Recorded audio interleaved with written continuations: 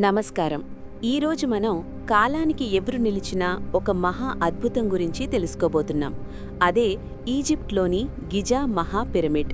వేల ఏళ్లు గడిచినా, టెక్నాలజీ మారినా, నేటికీ శాస్త్రవేత్తలకు అందని చిక్కుముడిగా మిగిలిపోయిన ఈ కట్టడం గురించి మీకు తెలుసా?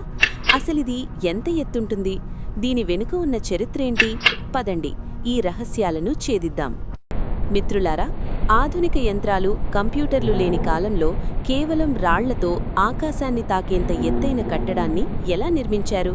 ఇది కేవలం ఒక సమాధా, లేక దీని వెనుక ఏదైనా గ్రహాంతరవాసుల హస్తముందా? ఈ వీడియోలో మీరు ఇప్పటివరకు వినని ఎన్నో నిజాలను నేను మీకు చూపిస్తాను. వీడియో చివరి వరకు చూడండి. ముందుగా మనం ఈ పిరమిడ్ కొలతల గురించి మాట్లాడుకుందాం. దీనిని నిర్మించినప్పుడు దీని అసలు ఎత్తు సుమారు 482 అడుగులు, అంటే 147 మీటర్లు, అంటే దాదాపు 40 అంతస్తుల భవనం కంటే ఎక్కువే. అయితే శతాబ్దాల తరబడి వీచిన ఇసుక తుఫానులు, కోతకు గురికావడం వల్ల ప్రస్తుతం దీని ఎత్తు 449 అడుగులు, అంటే 137 మీటర్లకు తగ్గింది. మీకు తెలుసా, దీని నిర్మాణంలో వాడిన ఒక్కో రాయి బరువు 2.5 టన్నుల నుండి 80 టన్నుల వరకు ఉంటుంది. మొత్తం 23 లక్షల రాళ్లను వాడారు. అసలు క్రేన్లు లేకుండా అంత బరువును ఎలా ఎక్కించారు? ఈ రోజుకి ఇంజనీర్లకు ఇదొక పెద్ద సవాలుగా మిగిలిపోయింది. అసలు దీనిని ఎవరు కట్టారు? క్రీస్తుపూర్వం 2600 కాలంలో, అంటే దాదాపు 4600 ఏళ్ల క్రితం ఈజిప్ట్ చక్రవర్తి ఫారో ఖుఫు తన సమాధిగా దీనిని నిర్మించుకున్నారు. ఈజిప్ట్ 4వ రాజవంశకాలంలో ఇది పూర్తయింది. దీనిని నిర్మించడానికి 26 ఏళ్లు పట్టిందని చరిత్ర చెబుతోంది.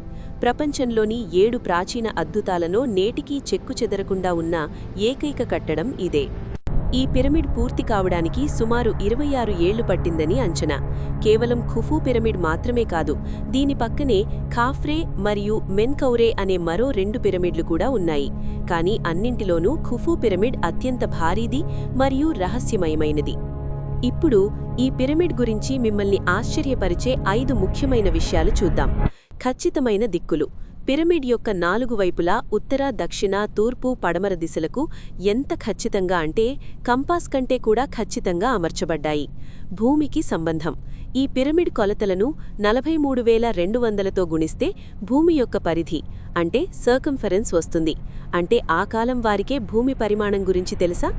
Kings chamber. పిరమిడ్ మధ్యలో ఉండే గదిని గ్రనైట్ రాళ్లతో కట్టారు. అక్కడ ఏ చిన్న శబ్దం చేసినా అది గదంతా ప్రతిధ్వనిస్తుంది. నక్షత్రాల అమరిక. ఈ పిరమిడ్లు ఆకాశంలోని ఓరియన్ బెల్ట్ నక్షత్రాల అమరికతో సరిపోల్తాయి. AC system. బయట ఎడారిలో 40-50 డిగ్రీల ఎండ ఉన్న పిరమిడ్ లోపల ఉష్ణోగ్రత ఎప్పుడూ స్థిరంగా 20 డిగ్రీల సెల్సియస్ ఉంటుంది. చాలామంది దీనిని ఒక సమాధి అని అంటారు. కానీ ఆశ్చర్యకరమైన విషయమేమిటంటే ఇప్పటివరకు ఖుఫు పిరమిడ్ లోపల ఎలాంటి మమ్మీ దొరకలేదు.